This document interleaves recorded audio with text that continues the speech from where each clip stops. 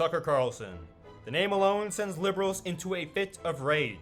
The former primetime Fox News show host is by far one of the greatest journalists of our time. Why, you might question? Well, all one has to do is look at the events that took place in Iowa and Florida to see exactly what I mean.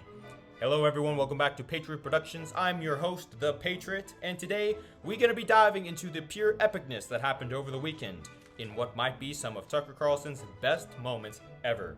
If you haven't already, make sure to like and subscribe, and let's get on with this video. Our story for today starts in Iowa at the Family Leadership Summit that happened this past Friday, where the Republican nominees for president were interviewed by the one and only Tucker Carlson. Now, Tucker has already been on a roll as of late. After being fired from Fox, he started his own show on Twitter, which has reached far more people than he ever did at his former workplace. And only last week, he interviewed the controversial Andrew Tate, which now has the record for the highest interview ever watched, beating out even Oprah Winfrey's interview of Michael Jackson from all the way back in 1993. Tucker would end up interviewing every Republican candidate except for number 45 himself, and in the process, most definitely ended a few political careers. If you don't know what I mean, here's a clip of Asa Hutchinson, the former governor of Arkansas, trying to defend why he vetoed a bill that would have banned transgender surgery on minors within his own state. Permanent change is one issue, but also hormonal treatment is a different issue and can be a different issue. And whenever you look at the bill that I vetoed, there was not any grandfather clause in there. Again, I respect legislators that have a different view, but I think independently, I think of the parents, I think of the Constitution, and actually the court, if you read the decision of the federal judge that struck it down as unconstitutional, really sided with parents as well. But how is it treatment? I guess that's my question. If you have a child who's born a boy, I want to become a girl. He hasn't gone through puberty yet. He's say 10. Is it treatment to prevent him from going through the natural process of adolescence? How is that treatment? It seems not like treatment. It seems like something else. Well, you have to, Tucker, I hope that we'll be able to talk about some issues. I know that... Well, this is one of the biggest issues in the country, and I think every person in this room would agree that it is a central issue because these are children who are being altered permanently, and you can defend that alteration, that change, if you like, but there's really no debate about whether or not it's permanent. And so I think it's fair to ask you in a calm, rational, and I very much hope polite way, why you would support that. I don't think I've seen a political candidate fade into obscurity so hard since Hillary Clinton lost the election in 2016. But if you thought that was bad, then let me introduce you to your former Vice President, Mike Pence, who claimed that helping America wasn't his number one concern. Along the way, the Biden administration has been slow in providing military support. Make no mistake about this. We promised them 33 Abrams tanks in January. I heard again 2 weeks ago in Ukraine, they still don't have them. We've been telling them we'll train their F-16 pilots, but now they're saying maybe January we'll let somebody transfer some jets. I'm sorry, Mr. Vice President, I know you're running for president. You are distressed that the Ukrainians don't have enough American tanks. Every city in the United States has become much worse over the past 3 years. Yeah. Drive around. There's not one city that's gotten better in the United States. And it's visible. Our economy has degraded. The suicide rate has jumped. Public filth and disorder and crime have exponentially increased. And yet, your concern is that the Ukrainians, a country most people can't find on a map, who've received tens of billions of U.S. tax dollars, don't have enough tanks. I think it's a fair question to ask, where's the concern for the United States in that? Well, it's not my concern. Tucker, I've heard that routine from you before, but that's not my concern. I'm gonna be real. Pence just pulled a Bud Light. Number one way to lose conservative voters is to say your priorities aren't America first. Rest in pieces, Mr. Former Vice President. Tucker, of course, would interview several others, including the foremost challenger to Trump, Ron DeSantis, and the up-and-coming GOP star, Vivek Ramaswamy, both interviews receiving hearty rounds of applause from the audience. However, Tucker wasn't done just yet. A day later, our favorite former cable news anchor would end up giving one hell of a speech at the Turning Point Action Conference in Miami, Florida. He talked about his interview he did in Iowa, and once again savaged Mike Pence before going on to impersonate Joe Biden. Here's a clip of what happened. I think may be relevant to you and to the country. And a couple of things, and I don't want to attack anyone on personal grounds or by name. It's tempting. I will say it's tempting. Whoever said do it, you're the devil on my shoulder. Do it! I've spent my whole life. No. But if I could make some general observations, which I think are more edifying than just like savaging Mike Pence, I think, which I'm not gonna do, because that would be wrong, and it would be wrong because it's too easy. And the easy things are not rewarding, are they? You don't feel good when you beat your 5-year-old in soccer or ping pong. Like what?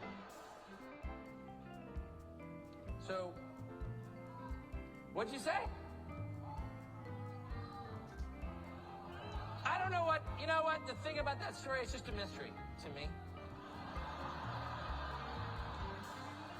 No one was more shocked than I was. Are you serious? In the Biden White House, somebody left an 8-ball of cocaine in a public. I was like, I said to my wife, it's just not in character. You know? I just don't believe it. It's clearly a setup. I went right back to Marion Barry and I was like, somebody set you up. I'm serious. It was, you know what I mean? It was like, it was so, I'll stop with it. That was my favorite story of all time. Because it just explains all the behavior. It really does. I mean, I worked in the media business for my whole life, so I know what the behavior looks like. But it's like crazed and grandiose. I've got a plan. You're not going to believe it. It's unbelievable. It's going to totally work. What we're going to do is we're going to totally rearrange everything, okay? We've been doing things a certain way for a long time, okay? And it's worked. But I've got a better plan.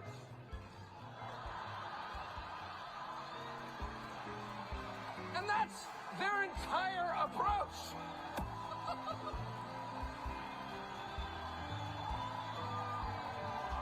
So if I can just give you one piece of advice, after 27 years in the television business, don't trust a man with numb gums.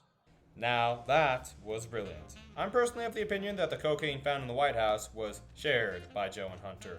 Only way they could possibly prop up Biden at this point. Now, what do I think of all this? I believe that we're on the cusp of something great. And I do believe that a huge part of that has to play in Twitter 2.0. Ever since Elon Musk bought the platform, free speech has spread like wildfire. And citizen journalists, myself I suppose included, have been coming out of the woodwork and basically taking over the entire news scene. Tucker Carlson is just one of the front runners of a movement that has become so vast and so large that I do believe it is unstoppable at this point. Now, for a moment, there was a time that people thought that Tucker Carlson was actually going to be silenced, and that was almost directly after he was going to be fired. They were afraid that non-disclosure agreements or something were going to be enacted, or something along those lines that would prohibit Tucker from basically ever speaking his mind ever again, or at least for the next 5 years. And that was something that most people were really afraid would become a reality. But lucky for us, Tucker seems to have told them all to shove off over at Fox. And as a consequence, Fox's their watch time and hours and whatnot, their views have completely and utterly tanked. Basically, Fox firing Tucker Carlson was literally the equivalent of Bud Light having Dylan Mulvaney be their mascot and Target selling tuck-friendly underwear.